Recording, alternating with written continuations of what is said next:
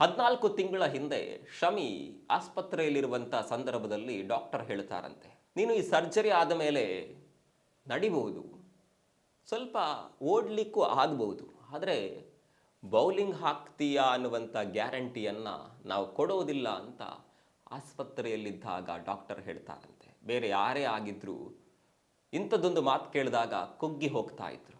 ಆದರೆ ಶಮಿ ಇದನ್ನೇ ಚಾಲೆಂಜ್ ಆಗಿ ಸ್ವೀಕಾರ ಮಾಡ್ತಾರೆ. ಇಲ್ಲ, ನಾನು ಖಂಡಿತವಾಗಿಯೂ ಮತ್ತೆ ಕ್ರಿಕೆಟ್ ಫೀಲ್ಡ್ಗೆ ಇಳಿತೇನೆ, ಮತ್ತೆ ಬೌಲಿಂಗ್ ಮಾಡ್ತೇನೆ ಅಂತ ಅಲ್ಲಿಂದಲೇ ಛಲದಿಂದ ಹೋರಾಟ ಮಾಡೋದಕ್ಕೆ ಶುರು ಮಾಡ್ತಾರೆ.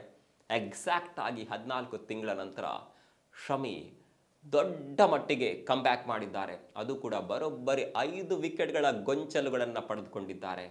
ವಿಲ್ ಪವರ್ನ ಮುಂದೆ ಯಾವುದು ಕೂಡ ಲೆಕ್ಕಕ್ಕಿಲ್ಲ ಅನ್ನೋದು ಇದಕ್ಕೆ ಅಲ್ವಾ. ICC ಟೂರ್ನಮೆಂಟ್ಗಳಲ್ಲಿ ಅತಿ ಹೆಚ್ಚು 5 ವಿಕೆಟ್ಗಳನ್ನು ಪಡೆದ ಆಟಗಾರ ಎನ್ನುವಂಥ ಖ್ಯಾತಿಗೆ ಶಮಿ ಪಾತ್ರವಾಗಿದ್ದಾರೆ.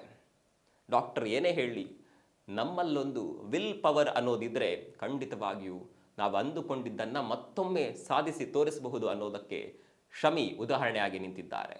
ಶಮಿ ಅವರ ಈ ದೊಡ್ಡ ಕಮ್ಬ್ಯಾಕ್ ಬಗ್ಗೆ ನಿಮ್ಗೇನನ್ಸುತ್ತೆ? ಕಾಮೆಂಟ್ ಮಾಡಿ.